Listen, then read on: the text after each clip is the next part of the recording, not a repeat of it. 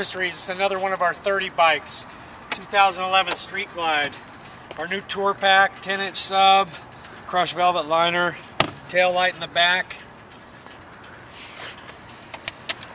It's got our new header on it, up yours exhaust, got a super or Pro Charger on it.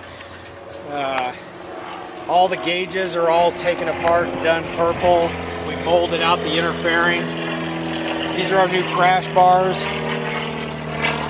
Floorboards, 30-inch wheel, rides like a dream. Air in the front and the back. We took a Road Glide headlights and put them in a Street Glide fairing, molded in the visor. This thing's money, big money. Anyway, Sinister Industries, baby, look us up.